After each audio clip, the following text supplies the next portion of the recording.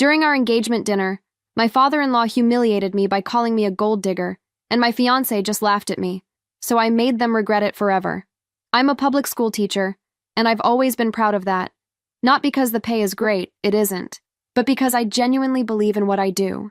When I met him at a coffee shop near the university 2 years ago, he seemed to admire that about me. He was finishing his MBA, talking about wanting to make a difference in the world, and I thought we shared the same values. I should have known better when he suggested we meet his parents at Chez Laurent, the kind of restaurant where a single appetizer costs more than I spend on groceries in a week. I spent my entire weekend's tip money from my part-time waitressing job on a dress that would fit in. The black wrap dress wasn't designer, but it was elegant enough, I hoped. His parents arrived fashionably late, his father in a tailored suit that probably cost more than my monthly rent, his mother dripping in diamonds that caught the chandelier light. They greeted me with the kind of polite smiles that never reached the eyes, the ones I'd learned to recognize from parent-teacher conferences with entitled families. Dinner started pleasantly enough. His mother asked about my work, though I noticed how her smile tightened when I mentioned teaching at Roosevelt Elementary, one of the district's Title I schools. His father remained mostly silent, studying me like I was a specimen under a microscope.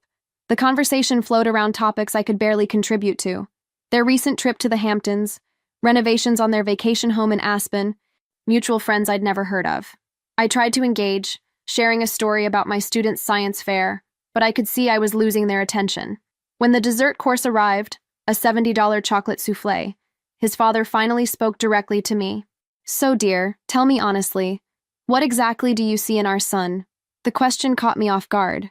I started to answer about his kindness, his intelligence, how he made me laugh, but his father cut me off with a wave of his hand. "Let me rephrase that. What do you really see in him? Because from where I'm sitting, this looks pretty convenient for you. A struggling teacher landing a wealthy husband? Some might call that lucky. Others might call it calculating." The word hung in the air like a slap. Calculating. The implication was crystal clear, but I couldn't quite believe he'd said it so directly. My face burned with humiliation as other diners began to glance our way. "Dad?" my fiancé said, but his voice was weak, uncertain. "Oh, come now. Son, let's call a spade a spade. She's pretty enough, I'll give her that. But what else does she bring to the table? A teacher's salary? Student loans? A family that can't even afford to contribute to the wedding?" Each word was a calculated strike. He'd clearly done his research, knew exactly how to wound me. My hands trembled as I set down my fork, the soufflé untouched. "I think there's been a misunderstanding," I managed to say, my voice surprisingly steady. "I never asked for anything from your family. I pay my own bills, and I was planning to pay for half our wedding." His father laughed, a cold sound that made my skin crawl. How noble! And what exactly would half a wedding be from someone making $35,000 a year? A pizza party in a school gymnasium? That's when I looked at my fiancé, expecting him to finally speak up, to defend me, to show some backbone. Instead, he was staring at his plate, his face red with embarrassment, not for me, but for the scene I was supposedly causing. And then he laughed, a nervous, uncomfortable chuckle that somehow hurt worse than his father's cruelty. He was choosing their approval over my dignity, and he didn't even have the courage to do it intentionally.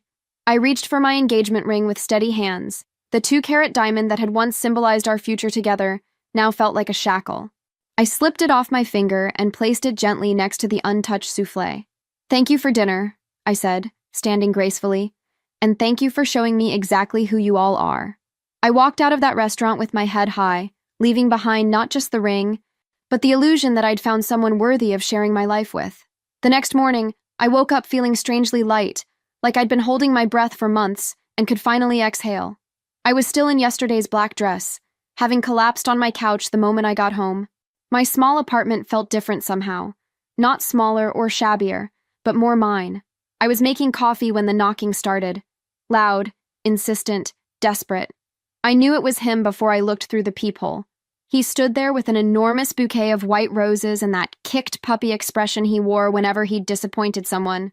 "Please," he said when I opened the door. "Can we talk?" I let him in, mostly because I didn't want my neighbors witnessing whatever this was about to become. He thrust the flowers at me like they were some kind of peace offering, and I noticed his hands were shaking. "These are beautiful," I said, setting them on my kitchen counter without looking for a vase, "but they don't change anything." My father was completely out of line, he began, pacing around my tiny living room like a caged animal. He had no right to say those things. He doesn't understand us, doesn't understand what we have. I watched him pace, noting how he couldn't meet my eyes. What do we have exactly? Love, he said, finally looking at me. We love each other. That's what matters, right? Not what my father thinks, not what anyone thinks. If that's true, then where were you last night? Where was that love when your father was humiliating me? His face crumpled. I was shocked. I didn't know what to say. I've never seen him act like that before. Haven't you? I asked quietly. Because I have. I've seen the way he looks at me, the way he dismisses anything I say. I've seen how you defer to him on everything, where we go to dinner, what we talk about, even what we watch on TV when they visit. That's not true, isn't it? When was the last time you disagreed with your father about anything? When was the last time you chose what you wanted over what would make him proud? He stopped pacing, and for a moment, I thought I might have gotten through to him, but then he pulled out the ring box, and my heart sank. Look, I talked to him this morning. He feels terrible. He wants to take us both to dinner next week to apologize. He'll pay for the whole wedding. Anything you want. We can have it at the country club. Invite all your friends from school. The country club. Where his family were members and mine would be guests. Where every detail would be chosen to impress his father's friends rather than celebrate our love. You still don't get it, I said, sinking onto my couch. This isn't about money or wedding venues. It's about respect. It's about you standing up for the person you supposedly want to spend your life with.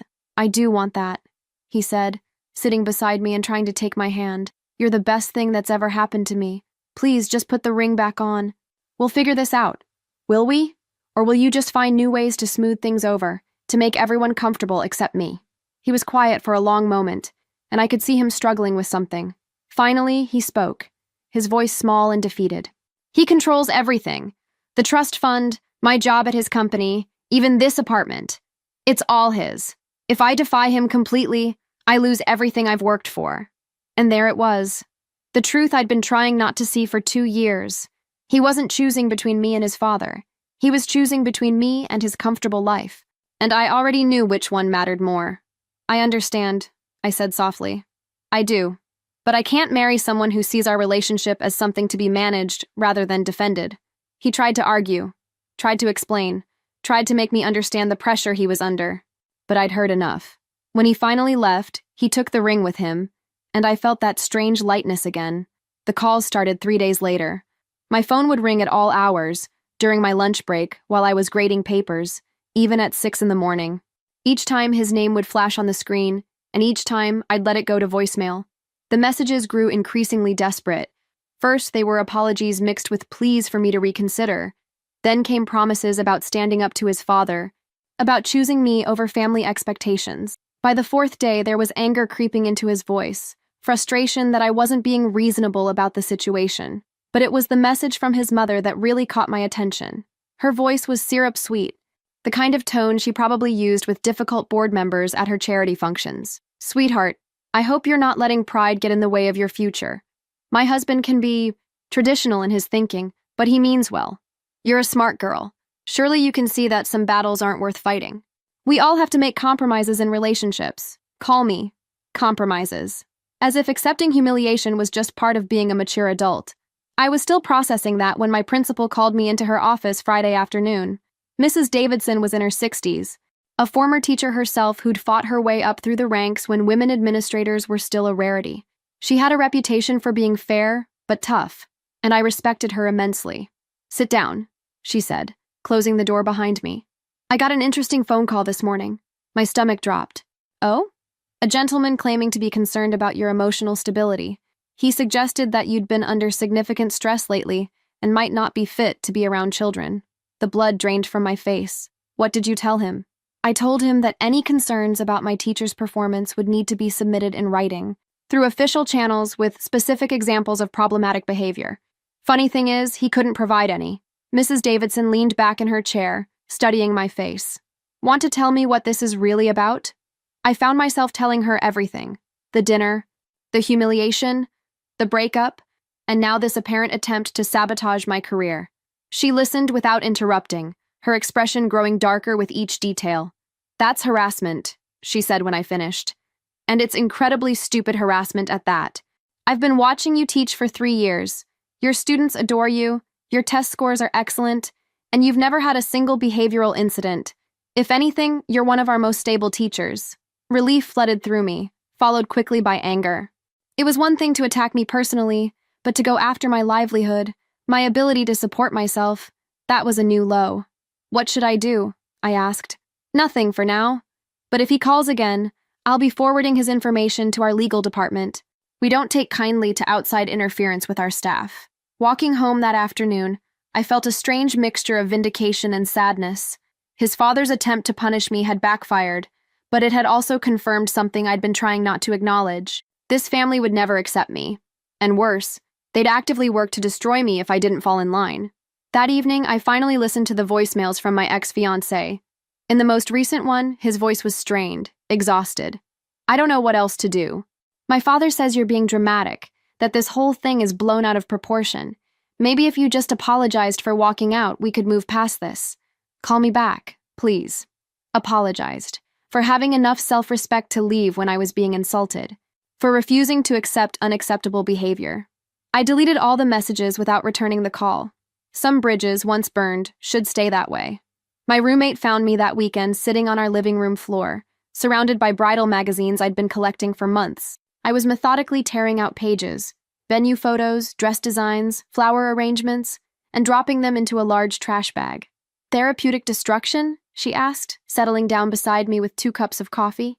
"Something like that," I said, ripping out a particularly lavish spread of wedding cakes. "I can't believe I wasted so much money on these stupid magazines." She picked up one of the torn pages, a photo of a bride in an elaborate ball gown. "You know what we should do? Burn them."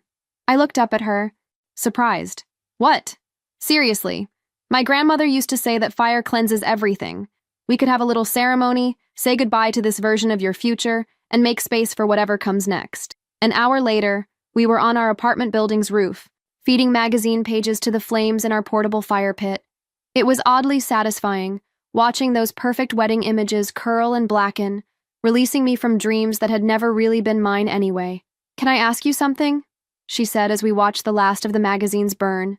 "Did you ever actually want that wedding? All those country club receptions and fancy flowers?" I considered the question seriously. I thought I did, but looking back, I think I just wanted to want it. It seemed like what I was supposed to dream about. And what do you actually want? I don't know yet. Maybe that's the problem.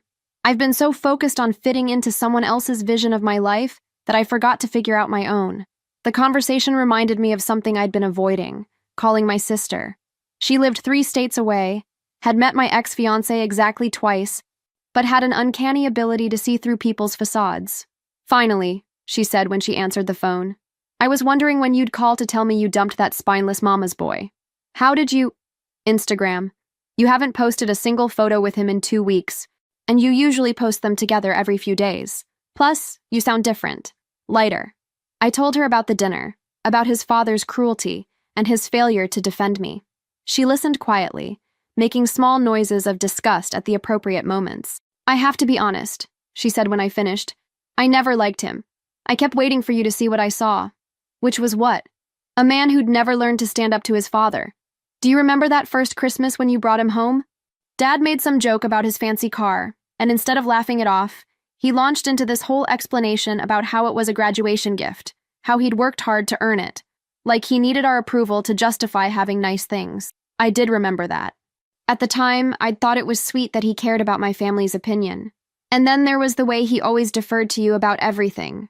What restaurant, what movie, what to do on weekends. I thought it was considerate at first, but then I realized he wasn't being considerate. He was avoiding making decisions that might displease someone. Why didn't you say anything? Would you have listened? She was right. I probably would have defended him, explained away the behavior, made excuses. The thing is, my sister continued, you don't need someone who agrees with everything you say. You need someone who has your back when it matters, who'll stand with you even when it's uncomfortable. Especially when it's uncomfortable. After we hung up, I sat in my quiet apartment, really looking at it for the first time in months. The books on my shelves, chosen because I loved them, not because they'd impress anyone. The photos on my walls, memories of trips I'd taken and friends I'd made. The little succulent garden on my windowsill that I'd started because I enjoyed taking care of something green and growing. This was my life. Small, maybe, by some people's standards, but entirely mine. And for the first time in 2 years, that felt like enough. 2 weeks of blissful silence ended when I opened my laptop after school and saw his name in my inbox. The subject line read, "We need to discuss this rationally." I should have deleted it without reading it. Instead, I clicked it open and immediately wished I hadn't. "I've given you time to cool off and think about this situation more clearly. I understand you were upset about dinner with my parents, but your reaction was completely disproportionate to what actually happened. My father was simply being protective of his family, which is natural for any parent in his position. Your dramatic exit embarrassed everyone involved and created unnecessary conflict. I've been trying to smooth things over with my family while also giving you space to calm down, but I'm starting to think you're enjoying the attention this whole situation has created. I've spoken with several people about this, and they all agree that you're being unreasonable. Relationships require compromise, and sometimes that means accepting that not everyone will express themselves the way you'd prefer. My father comes from a different generation, with different communication styles. I think we should take a break until you're ready to be more mature about this situation. I'm willing to work through this, but only if you can approach it like an adult instead of throwing tantrums when things don't go exactly your way. My parents have offered to pay for couples counseling if you think that would help you process your feelings more constructively. They genuinely want to move forward and build a relationship with you, but that requires effort from both sides. Let me know when you're ready to have a rational conversation about our future." I read it 3 times, my disbelief growing with each pass. He'd managed to rewrite history completely, casting himself as the patient, reasonable partner dealing with my emotional instability. His father's deliberate cruelty had become a different communication style. My self-respect had become a tantrum. But it was the phrase, "I've spoken with several people about this," that really got to me. He'd been discussing our private situation with others, probably seeking validation for his version of events. I wondered if he'd mentioned his father's attempt to sabotage my career, or if that detail had been conveniently omitted from his narrative. The most infuriating part was his assumption that I'd eventually come crawling back, properly chastened and ready to apologize for the crime of having boundaries. The email read like a parent scolding a difficult child, not a man addressing someone he claimed to love. I started typing a response several times. First, a point-by-point rebuttal of his revisionist history. Then, a detailed explanation of why his father's behavior was unacceptable, and his failure to defend me was relationship ending. Finally, I considered a simple, "go to hell," and calling it done. In the end, I closed the laptop without responding at all. My roommate found me in the kitchen an hour later, aggressively chopping vegetables for dinner with more force than necessary. "Bad day?" she asked, noting the pile of perfectly minced onions. "Email from he who shall not be named. Apparently, I'm dramatic and immature, and I should be grateful his father was just being protective." "Oh, honey," she said, taking the knife away from me before I injured myself. "Please tell me you're not actually considering responding to that garbage." "I'm not. But I want to. I want to explain exactly why he's wrong, why his father's behavior was unacceptable, why his entire family operates like some kind of toxic monarchy where everyone has to bow down to the patriarch. But you won't, because you're smarter than that." She was right. Engaging with his email would only give him what he wanted: my attention, my emotional energy, and evidence that I was still invested enough in his opinion to argue with him. "Besides," she continued, pulling out ingredients for pasta, "people like that don't argue in good faith. You could write the most eloquent, rational response in the world, and he'd just find new ways to dismiss it. The only way to win that game is not to play." That night, I deleted the email without saving it. If he was waiting for a response, he'd be waiting indefinitely. Some conversations aren't worth having, especially with people who've already decided you're wrong before you've even spoken. I almost didn't recognize her voice when she called. His mother had never contacted me directly before. All previous interactions had been filtered through her son, carefully orchestrated family gatherings where conversation stayed safely in shallow waters. "I was wondering if you might have time for coffee," she said, her usual commanding tone replaced by something softer, more uncertain. "There's something I'd like to discuss with you." Every instinct told me to decline. This had to be another manipulation, another attempt to bring me back into the fold on their terms. But curiosity won out, and I found myself agreeing to meet her at a small cafe downtown, far from their usual haunts. She was already there when I arrived, sitting in a corner booth with her hands wrapped around a simple white mug. No designer handbag on the table, no ostentatious jewelry. She looked almost ordinary, like any other middle-aged woman grabbing coffee on a Saturday afternoon. "Thank you for coming," she said as I slid into the seat across from her. I wasn't sure you would. Neither was I admitted, ordering a latte from the waitress. What did you want to discuss? She was quiet for a long moment, staring into her coffee as if it held answers to questions she hadn't learned how to ask yet. I owe you an apology, she said finally. For that dinner, for my husband's behavior, and for my own silence while it happened. I hadn't expected that. Okay. I've been thinking about it for weeks, replaying that evening in my mind. The look on your face when he called you calculating, I'll never forget it. It reminded me of something I'd buried for a very long time. She looked up at me then, and I was startled to see genuine pain in her eyes. 32 years ago, I was you. Different circumstances, but the same essential situation. I was a nurse from a middle-class family, engaged to a man whose father thought I was beneath their social status. What happened? I stayed. I accepted the humiliation, convinced myself it was just one bad evening, that love would conquer all the class differences and family disapproval. I married him anyway. She paused, taking a shaky sip of her coffee. My father-in-law made my life hell for the first 5 years of my marriage. Nothing I did was good enough. Not my cooking, not my hosting, not my contributions to family conversations. He criticized everything from my accent to my table manners to my choice of friends. And your husband? Did he defend you? Her laugh was bitter. He did what my son did to you. He smoothed things over, made excuses, asked me to be more understanding. He said his father was just set in his ways, that it would get better with time. Did it? Eventually, yes, but not because his father changed, because I did. I learned to dress the way they wanted, speak the way they wanted, think the way they wanted. I gave up nursing because it wasn't prestigious enough. I gave up my friends because they weren't the right sort. I gave up pieces of myself until there was almost nothing left of the woman my husband had fallen in love with. I felt a chill run down my spine. This was the future I'd escaped, the life I would have lived if I'd stayed and tried to make it work. When I saw you stand up and leave that restaurant, I felt something I hadn't experienced in decades. Envy. Pure, devastating envy for your courage to walk away from something that was destroying you. She reached across the table and briefly touched my hand. My son is a good man, but he's weak in the same way his father was weak. He'll choose the path of least resistance every time, even if it means sacrificing the people he claims to love. And my husband? He's gotten worse over the years, more controlling, more convinced that his way is the only acceptable way. Why are you telling me this? Because I want you to know that leaving was the right choice, and because I hope that seeing you do it might give me the courage to remember who I used to be, before I let them reshape me into their idea of the perfect wife. We sat in comfortable silence for a while, two women from different generations who'd faced the same impossible choice. She'd chosen security and acceptance, and I'd chosen dignity and uncertainty. I hope you find your way back to yourself, I said as we prepared to leave. I hope you never lose yourself in the first place, she replied. You're stronger than I ever was.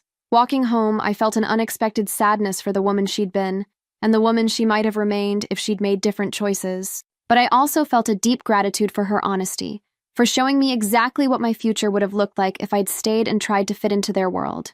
A month later, I was knee-deep in packing boxes, when I heard the familiar knock on my door. I'd found a small house with a garden across town. Nothing fancy, but it was mine, and it felt like a fresh start. I wasn't expecting anyone, especially not him. He looked different when I opened the door. Thinner, with dark circles under his eyes and a nervous energy I hadn't seen before. In his hand was a crumpled piece of paper that he clutched like a lifeline. Can I come in? Please. I have something to show you. Against my better judgment, I let him inside. He looked around at the half-packed boxes, the apartment that was slowly being stripped of my presence. You're really leaving, he said, and there was genuine surprise in his voice, as if he'd expected me to stay frozen in place until he decided to come back. I found a house, I said simply. Small, but it has a garden. I've always wanted to grow my own tomatoes. He smiled at that, a genuine smile I remembered from our early days together. You mentioned that on our third date.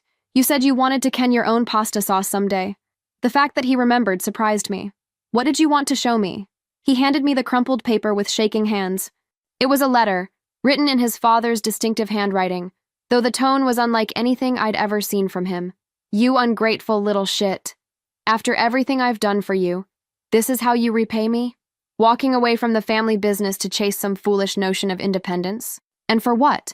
For that gold-digging teacher who couldn't even pretend to be grateful for our generosity? I've spent 30 years building this company, building our reputation, and you're willing to throw it all away for someone who will never be good enough for our family. If you think I'll welcome you back when this juvenile rebellion runs its course, you're mistaken. I looked up at him, shocked. He wrote this? 2 days ago, when I told him I'd accepted a position with Morrison Tech downtown. It's a startup. Nothing glamorous, but it's mine. My decisions, my work, my successes and failures. You left the family business? He nodded, running his hands through his hair. It took me weeks to work up the courage. I kept thinking about what you said, about never choosing what I wanted over what would make him proud. You were right. I've spent my whole life seeking his approval, and it was killing me. It was killing us. I felt something shift inside me. Not hope exactly, but recognition. This was the man I'd thought I was marrying, before his family's dynamics had obscured him.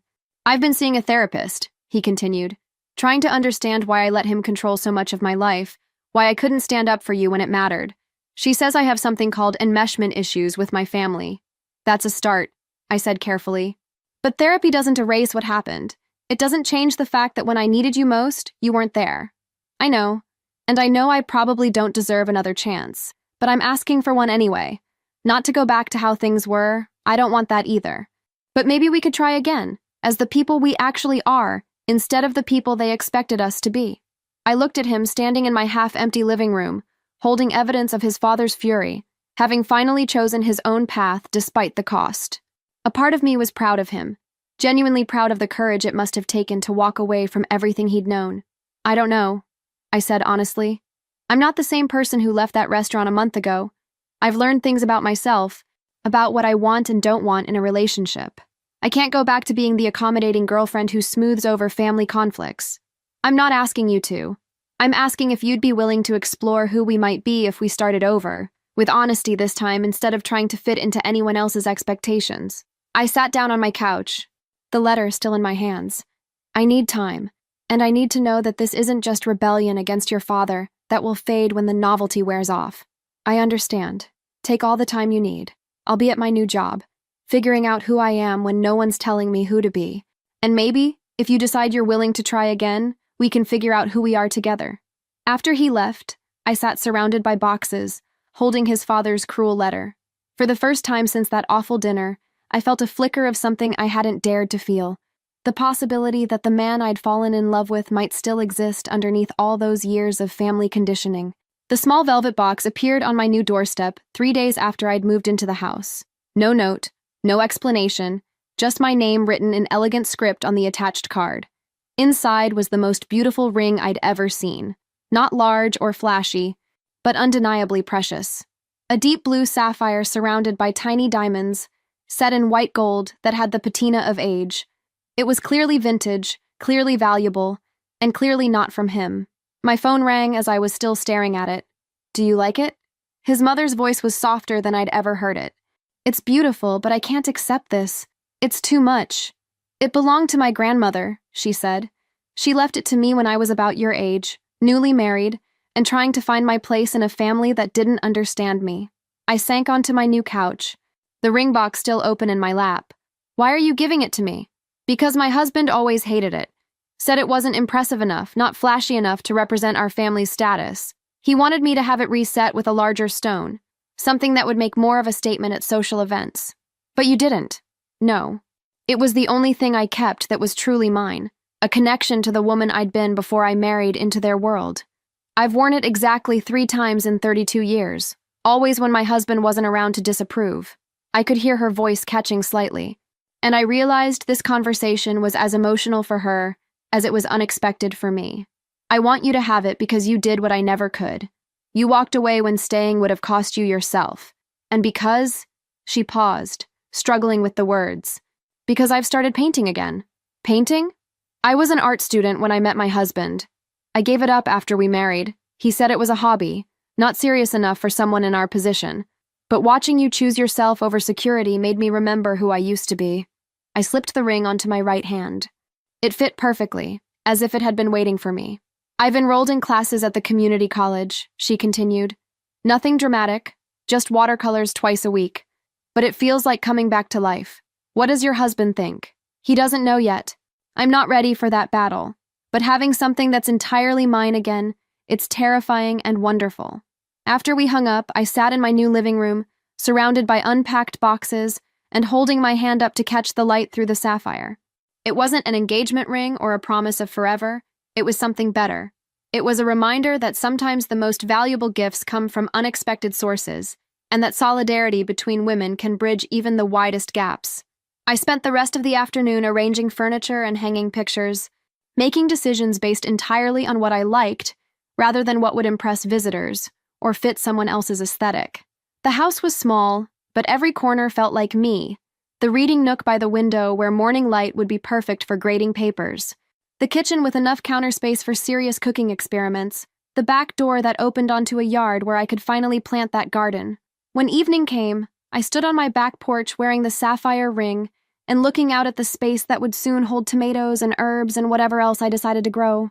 For the first time in years, my future felt entirely my own, full of possibilities I got to choose. 3 months into what we cautiously called trying again, I learned that rebuilding trust is like growing a garden. It requires patience, consistent care, and the acceptance that some things might not take root no matter how much you want them to.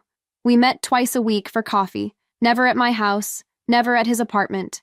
Neutral territory felt safer somehow, as if the weight of our history might crush these tentative new conversations before they had a chance to grow into something real. He told me about his new job, how strange it felt to make decisions without checking with his father first, how the other developers respected his ideas simply because they were good ideas, not because of his family name.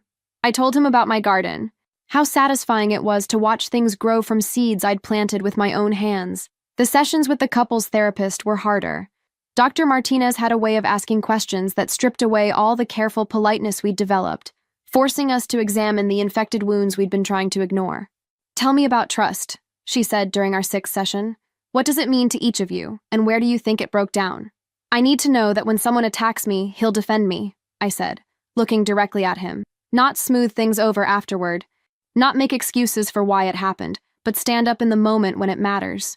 And I need to know that she won't give up on us the moment things get difficult," he replied. "That she'll give me a chance to do better instead of just walking away." But walking away wasn't giving up, Dr. Martinez observed. It was self-preservation. Can you see the difference? That session ended with both of us in tears, finally acknowledging that my leaving hadn't been abandonment, it had been survival. His father, predictably, had not taken his defection well. The calls started friendly enough, offers to discuss this misunderstanding, invitations to family dinners where they could work things out. When those failed, the tone shifted to anger, then disappointment, then calculated cruelty designed to make him question his choices. "He's cutting me out of the will," he told me one afternoon, stirring his coffee absently. "Made a point of having his lawyer call to inform me officially. How do you feel about that?" Relieved, mostly. Guilty about feeling relieved, but relieved nonetheless. I spent so many years living according to what would protect that inheritance, making choices based on what he wanted, rather than what I wanted. "Do you regret it? Giving up the security?" He considered the question seriously. "I regret how long it took me to realize that security bought with your soul isn't security at all. It's just a comfortable prison." But even as we worked through these revelations together, I could feel something fundamental had shifted between us. The easy intimacy we'd once shared felt forced now, like we were both trying to recapture something that had been irreparably damaged. During our physical moments, the careful kisses, the tentative hand-holding, I found myself analyzing his responses rather than feeling them. When he laughed at my jokes, I wondered if he was performing happiness. When he agreed with my opinions, I questioned whether it was genuine or just conflict avoidance.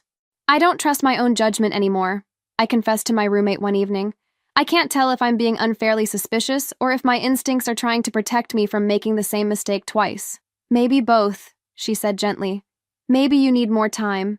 Or maybe some things just can't be unbroken." The realization hit me gradually, like watching a plant slowly wither despite all your careful attention. We could have meaningful conversations, work through our issues in therapy, even build a friendship based on mutual respect and understanding. But the deep, instinctive trust that makes love feel safe, that was gone, and no amount of effort seemed capable of bringing it back. I found myself holding back, keeping parts of myself in reserve, always maintaining an escape route, and he seemed to sense it, trying harder and harder to prove his reliability, which only made everything feel more performative and less genuine. The sapphire ring on my finger had become a daily reminder that sometimes the kindest thing you can do for someone is acknowledge when something beautiful has reached its end. I cooked dinner for him on a Tuesday evening in late September, the first time he'd been to my house since I'd moved in. I made his favorite pasta dish, the one I'd learned from his Italian grandmother's recipe during happier times, and set the table with the good dishes I'd bought for myself, not for entertaining others.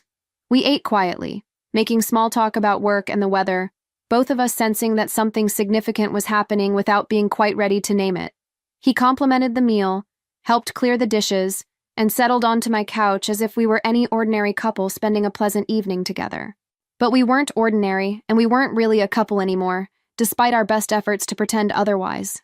"This isn't working," I said finally, the words falling into the silence like stones into still water. He didn't ask what I meant. He didn't try to argue or convince me I was wrong.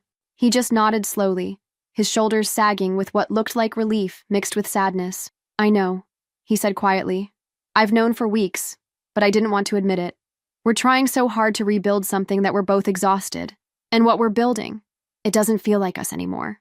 It feels like a performance of what we think a healthy relationship should look like." He leaned forward, elbows on his knees, staring at his hands. "I love you. I need you to know that.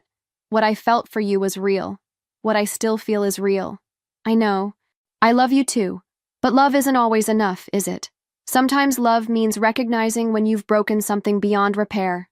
We sat in silence for a long time, both of us crying quietly for the future we'd planned and the people we'd been when we'd believed in it. There was no anger now, no blame or recrimination, just the deep sadness of two people acknowledging a painful truth. "I think I needed to lose you to learn how to stand up for myself," he said eventually. "And maybe you needed to leave to learn that you're strong enough to choose yourself over security. We became different people through this. Better people maybe, but not people who fit together anymore." "I keep thinking about parallel lines," he said, wiping his eyes with the back of his hand. "They're perfectly straight, perfectly themselves, but they never intersect. They can run alongside each other forever, but they never actually meet." It was a beautiful metaphor and painfully accurate. We'd both grown and changed, but we'd grown in directions that led away from each other, rather than toward a common future. "What happens now?" he asked. "Now we say goodbye properly, with dignity and kindness and respect for what we shared. We don't try to stay friends right away. We need space to grieve this and move forward. But maybe someday we can look back on this and be grateful for what we taught each other." He nodded, standing slowly and gathering his jacket. At the door, he turned back to me, and for a moment he looked like the young man I'd met in that coffee shop 2 years ago, full of potential and dreams. "Thank you," he said, "for leaving when you did, for giving me a chance to try again, and for being brave enough to end this when we both knew it was over. Thank you for learning to stand up to your father. That took real courage." We hugged goodbye, a real hug that acknowledged both what we'd lost and what we'd gained. After he left, I sat in my living room surrounded by the life I'd built for myself, the books, the plants, the furniture I'd chosen because I loved it, not because it impressed anyone. The sadness was real and deep, but underneath it was something else: peace. The peace that comes from making the hard choice with grace, from ending something with honesty, instead of letting it limp along until it died of neglect. I touched the sapphire ring on my finger and thought about his mother, about the courage it takes to start over at any age. Tomorrow I would wake up in my own house, make decisions based on my own values, and continue building a life that belonged entirely to me. 6 months later, I was hanging Christmas lights on my front porch when I realized I'd stopped thinking about him every day. The house had become fully mine now, filled with the scents of cinnamon and fresh pine, the walls decorated with my students' artwork and photos from weekend trips I'd taken alone. The promotion had come as a surprise. When Mrs. Davidson called me into her office in October, I'd expected another routine check-in, not an offer to become the school's new curriculum coordinator. The position came with a significant salary increase and the chance to influence educational policy across the district. "You've shown remarkable resilience this year," she'd said, signing the paperwork that would change my financial situation dramatically. "And your innovative teaching methods have caught the attention of the State Education Board. We need someone with your vision and backbone in leadership." I'd used the money I'd saved for wedding expenses as a down payment on the house, but the promotion meant I could finally breathe financially. No more weekend waitressing shifts, no more choosing between groceries and gas. For the first time in my adult life, I had genuine economic security that belonged to me alone. The dating had started slowly. Coffee dates with the librarian from the downtown branch, dinner with my neighbor's brother who was visiting from Portland. Nothing serious, nothing that demanded commitment, just the gentle rediscovery of my own romantic preferences without the weight of anyone else's expectations. I'd learned that I actually enjoyed making decisions: where to eat, what movie to watch, how to spend Sunday afternoons. During my relationship, I'd deferred so often that I'd forgotten I had opinions about these things. My garden had exceeded every expectation. The tomatoes had produced enough fruit for me to can sauce and give jars to neighbors. The herb garden provided fresh basil and rosemary for cooking experiments that sometimes succeeded brilliantly and sometimes failed spectacularly, but were always entirely my choice. The friendship with his mother had developed into something genuine and surprising. She'd invited me to her first art show in 30 years, a small exhibition at the community center featuring her watercolor landscapes. I'd watched her beam with pride as strangers admired her work, finally receiving recognition for talents that had been dismissed for decades. "I filed for separation last month," she'd told me over coffee after the show. "It's terrifying and liberating and long overdue. How are you managing?" "Better than I expected. I have my grandmother's jewelry, some savings I'd kept separate, and a small inheritance from my aunt that I never touched. It's not luxury, but it's enough to start over." Seeing her courage had made my own choices feel less dramatic and more like simple self-respect. I ran into him at the coffee shop where we'd first met, both of us reaching for the same holiday blend at the same moment. The recognition was instant but not painful, more like encountering an old friend from a different chapter of your life. "You look happy," he said, and meant it. "You look different," I replied, noting the confident way he carried himself, the genuine smile that reached his eyes. We talked for 20 minutes about safe subjects: work, the unusually mild winter, his mother's art show. He'd been promoted at the startup, was dating someone new, had bought a small condo downtown. His father had eventually stopped calling, accepting the permanence of their estrangement with typical stubborn pride. "I'm glad we tried again," he said as we prepared to leave, "even though it didn't work out. It helped me understand the difference between loving someone and being compatible with them. And now you know you can choose yourself even when it's difficult. Thanks to you." Walking home, I felt a warm satisfaction that had nothing to do with vindication or being proven right. We'd both grown into people who could handle adult conversations about complex emotions without drama or blame. We'd learned to respect what we'd shared without trying to recreate it. That evening, I sat in my living room with a cup of tea and the latest novel from my book club. My cat curled in my lap, Christmas music playing softly in the background. The sapphire ring caught the light from my reading lamp, no longer a symbol of anything except my own journey toward becoming someone who valued herself appropriately. This was what contentment felt like, not the breathless excitement of new romance or the validation of someone else's approval, but the steady satisfaction of a life built on choices that honored who I actually was. Spring arrived early that year, and I spent my Saturday morning in the garden, planting tomato seedlings I'd started from seeds on my kitchen windowsill.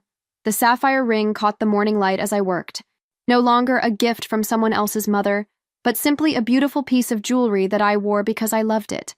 A year and a half had passed since that awful dinner, and I could finally think about it without the sharp sting of humiliation.